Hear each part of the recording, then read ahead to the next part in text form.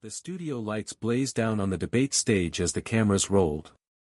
Mark Levin leaned forward, his voice sharp and insistent, cutting across Jasmine Crockett before she could finish her sentence. The interruption wasn't a one-off, it happened again. And again. By the time the audience had counted the 18th time, the tension in the room was so thick it could be sliced with a knife. Jasmine Crockett sat poised, her hands folded calmly on the desk in front of her. Each time Levin tried to talk over her, she let him finish his tirade with the same quiet smile. The audience shifted uncomfortably, waiting for her to snap back. But instead, she remained silent until the moderator finally gestured for her to respond. Then, she leaned in. "Mark," she began, her tone calm but cutting, "if you thought repeating the same interruptions 18 times would make your argument stronger, you've just proven the opposite. You've wasted everyone's time, and the viewers at home know it." The crowd erupted in applause. Levin tried to interrupt again, but this time the reaction was swift, boos rang out, drowning his voice. Crockett didn't raise hers, she simply let the audience do the talking for her. When the noise subsided, she delivered the blow that sealed the moment. "You don't silence me by shouting, Mark. You just amplify what I have to say." And tonight, the whole country heard it louder than ever. The clip spread online within hours. Viewers replayed her calm dismantling of his outbursts over and over. Headlines captured the moment: Levin's relentless attacks, Crockett's composure, and the final words that obliterated his standing on live television. By morning, the debate wasn't about Levin's interruptions, it was about Crockett's unforgettable response. The next segment of the debate should have shifted to policy, but the echoes of Levin's constant interruptions still lingered in the air. He adjusted his glasses, trying to regain composure, but his frustration was written all over his face. Crockett, however, sat back in her chair with the kind of confidence that came only after years of weathering storms. She didn't flinch, didn't raise her voice, and didn't let his antics drag her down. Instead, she took a deep breath, leaned slightly forward, and spoke directly to the viewers at home. "Americans are tired of being talked over," she said. "They're tired of politicians thinking that yelling louder makes them right. What people want is clarity, solutions, and honesty, not chaos." The audience applauded again, this time longer and louder. Levin tried to cut in, but the moderator held up a hand. "Mr. Levin, please allow her to finish." That moment shifted the energy completely. Crockett was no longer just a guest on the show, she had become the calm center of the storm, exposing Levin's aggression for what it was: desperation. As cameras zoomed in on her composed expression, the producers in the control room whispered, "This is going viral." Levin clenched his jaw, visibly irritated that the applause wasn't for him. He leaned closer to the microphone and fired back, his words spilling over one another. "Don't lecture me about honesty, Congresswoman. You've dodged questions, twisted facts, and now you're pretending to be some kind of saint on national TV." The audience gasped, but Crockett didn't even blink. She waited for him to finish, her expression almost amused, as though she'd already anticipated every line he would throw. When the room grew quiet, she tilted her head and delivered her response with surgical precision. "Mark, if you're going to accuse me of twisting facts, at least bring one. I've brought evidence, research, and actual policy solutions. You've brought nothing but noise, and after 18 interruptions, that's all people see." The words hit like a hammer. Even the moderator couldn't hide a smirk. The audience cheered, some even standing. Levin tried to interrupt again, but this time, the microphones picked up more boos than applause. Crockett had shifted the tide completely. And for the first time that night, Levin's face faltered. The moderator cleared his throat, clearly aware that the debate was slipping out of Levin's control. "Congresswoman Crockett, you have the floor." Crockett adjusted her blazer and leaned in with the calm authority of someone who knew the cameras were locked on her every word. "Let's stop pretending this is about me versus Mark," she began. "This is about the American people watching at home. They want to know why their costs keep rising, why their communities feel ignored, and why leaders keep shouting instead of solving problems. Her words landed with weight. The audience erupted again, this time with a mix of applause and nods of agreement. Levin fidgeted, visibly unsettled by the way she had reframed the entire exchange. He tried to cut in with, "That's not true," but the moderator snapped, "Mr. Levin, you've had more than your share of speaking time. Please allow her to continue." Crockett seized the moment. If shouting solved problems, Mark, this country would have been fixed decades ago. But it hasn't. And maybe that's why people are tuning you out, because they're ready for someone who will listen, not someone who yells. The reaction was explosive.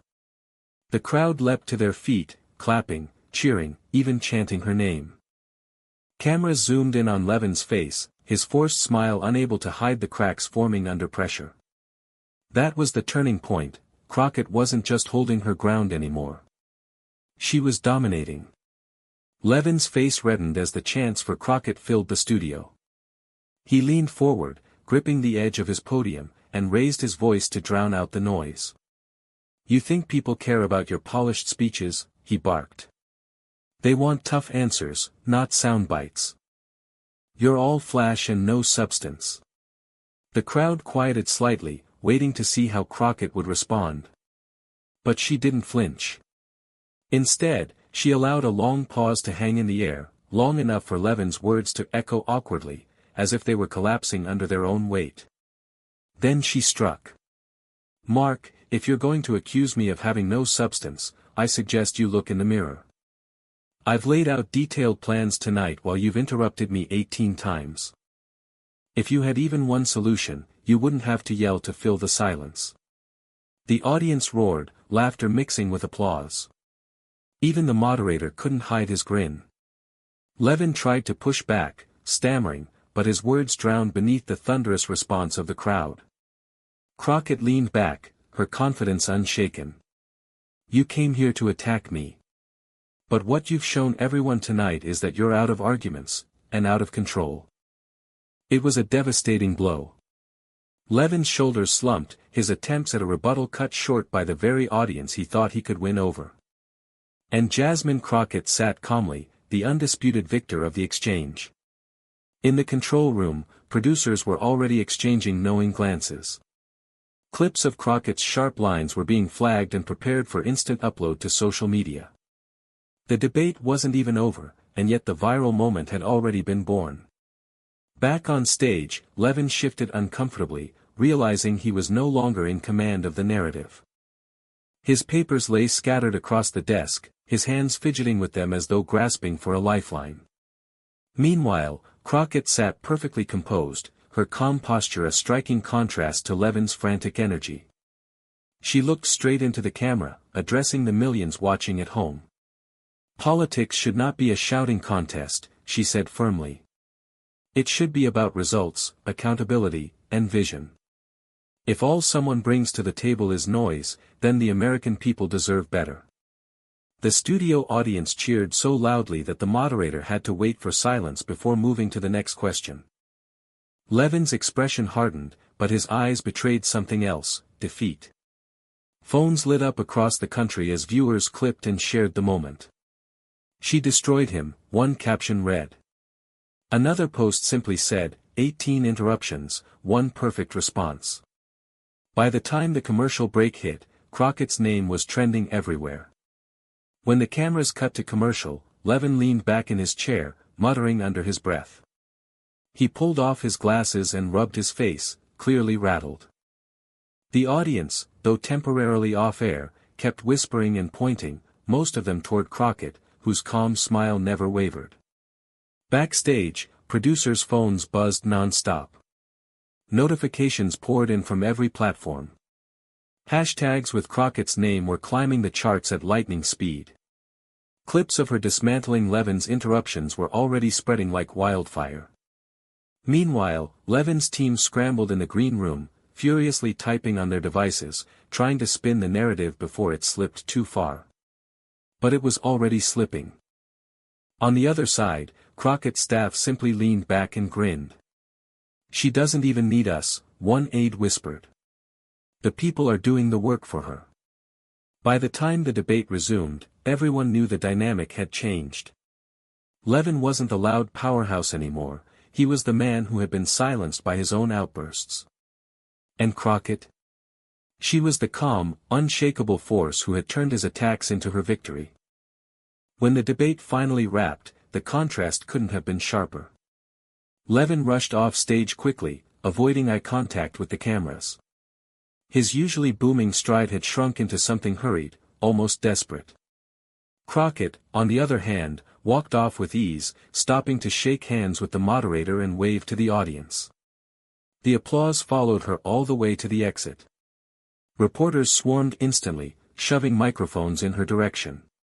One shouted, "Congresswoman Crockett, what do you say to viewers who think you completely dismantled your opponent tonight?" She smiled politely, never raising her voice above the crowd. "I didn't come here to dismantle anyone. I came here to tell the truth and to show people that composure beats chaos. If that message resonated, then I think the American people sent the loudest message tonight." The reporters buzzed louder, their cameras flashing non-stop. Clips of her answer were uploaded within minutes, adding fuel to the fire already burning online. Meanwhile, Levin was nowhere to be seen. His team had pulled him through a back exit, avoiding the reporters who had shifted their focus entirely to Crockett. It was clear who owned the moment. By midnight, the internet was ablaze. Crockett's calm dismantling of Levin was clipped into dozens of short videos, each one racking up views in the millions. On Twitter, trending tags read, 18 interruptions, Crockett wins, and composure beats chaos. Comment sections flooded with reactions. Asterisk asterisk, she ended him without even raising her voice. Asterisk. Asterisk asterisk, Levin tried to shout her down and only made himself look weak. Asterisk. Asterisk asterisk, this is the moment Crockett's career took off to the next level. Asterisk. Even late-night hosts couldn't resist. One played a montage of Levin's repeated interruptions back-to-back, followed by Crockett's single devastating response. The audience erupted in laughter, while the host quipped, "It looks like he lost the debate 18 times in a row." Meanwhile, news outlets plastered headlines across their front pages. Crockett turns interruptions into viral victory. Levin shouted, Crockett listened, and America chose. In contrast, Levin's silence was deafening. No press conference, no public defense, just a handful of half-hearted statements from his allies online, drowned out by Crockett's viral moment. By morning, one thing was certain, she hadn't just won the debate. She had cemented herself as a political force too powerful to be ignored. Behind closed doors, Levin's frustration boiled over. His staff sat in silence as he paced the green room, his voice rising with every sentence. 18 interruptions, and she made me look like the aggressor. That was supposed to be my stage. One aide tried to calm him. "Mark, the optics weren't in your favor tonight. People are saying she stayed composed." Composed? Levin snapped, slamming his hand on the table. "She humiliated me on national television." But while Levin fumed, Crockett was already navigating the spotlight with ease. She appeared on a late-night panel, her demeanor just as steady as during the debate. When asked about Levin's behavior, she replied, "I don't take it personally. I think what you saw was a symptom of politics today, too much noise, not enough solutions. I just refuse to play that game." The audience cheered, and the clip spread instantly. Her refusal to gloat made her victory feel even bigger.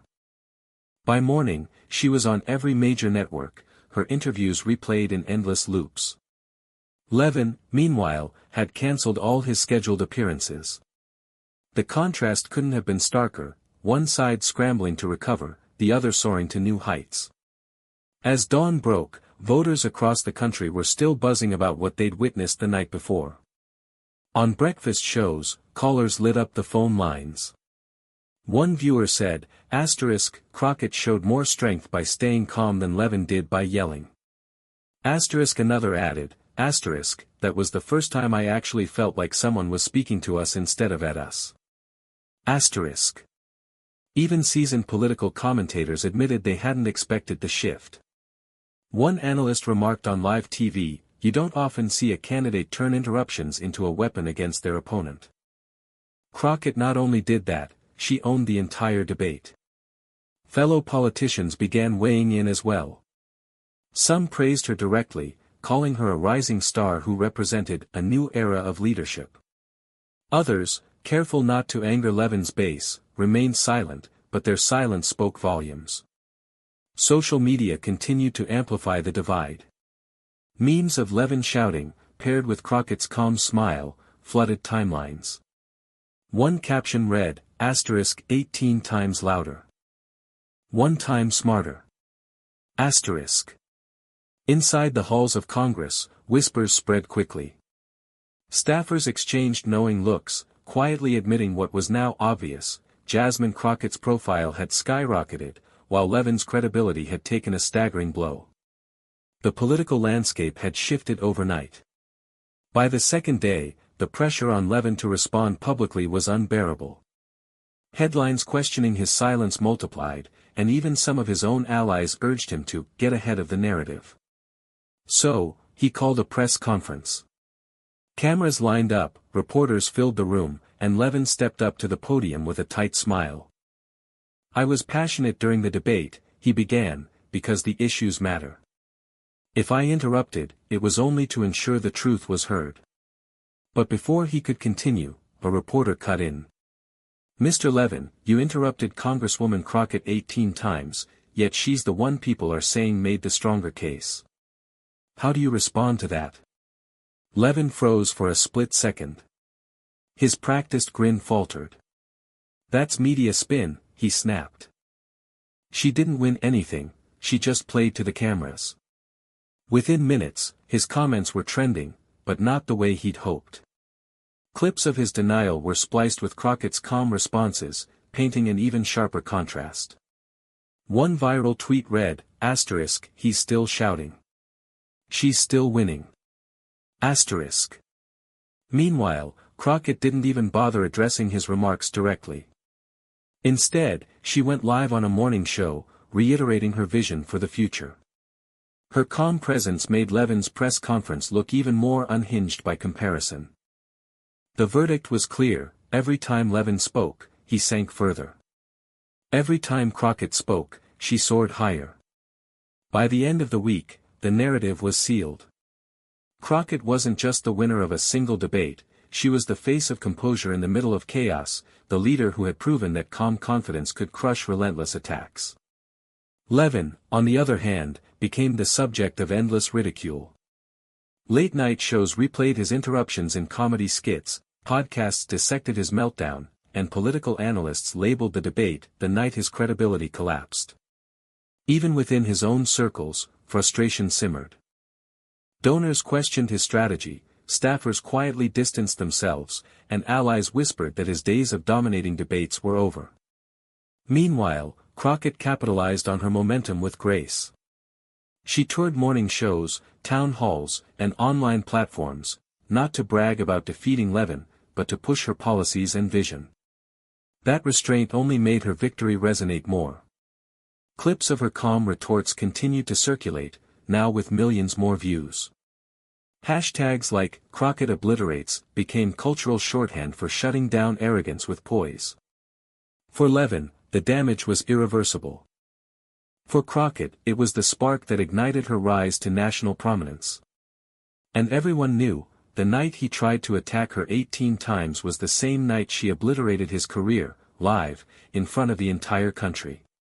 Months later, the debate was still remembered, not for policy points, but for the defining clash between Mark Levin and Jasmine Crockett. Political commentators referenced it as the turning point, a moment when the balance of power on that stage shifted permanently. Clips of Crockett's calm dismantling continued to circulate, taught in communication seminars and replayed in political ads as the gold standard for handling aggressive opponents. Students of debate studied her composure, activists shared her words as inspiration. Meanwhile, Levin struggled to recover. Each new appearance he made was overshadowed by reminders of that night. Every time he raised his voice, someone would post the clip of Crockett calmly saying, "If shouting solved problems, this country would have been fixed decades ago." Crockett, however, built on her momentum. Her following grew, her influence widened, and invitations to speak poured in from across the nation. People didn't just see her as someone who survived Levin's attacks, they saw her as the leader who turned interruptions into an opportunity and chaos into clarity.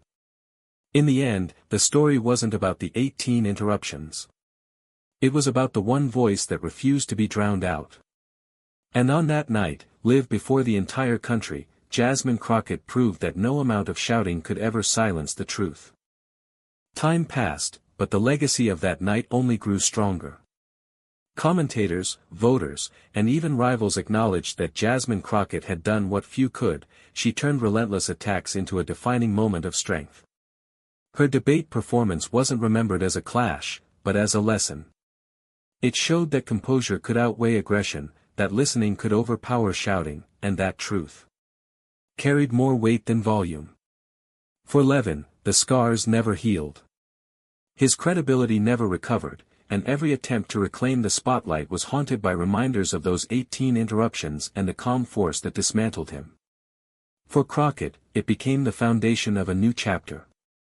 Her viral triumph transformed into lasting influence, positioning her as not just a participant in politics, but a rising leader with undeniable presence. The debate became legend, quoted in books, replayed in documentaries, and etched into political memory. It was no longer just an exchange between two figures, it was a cultural moment. And as history remembered it, the truth was simple. Mark Levin tried to shout her down 18 times. But Jasmine Crockett obliterated him once, on live TV, and that was all it took.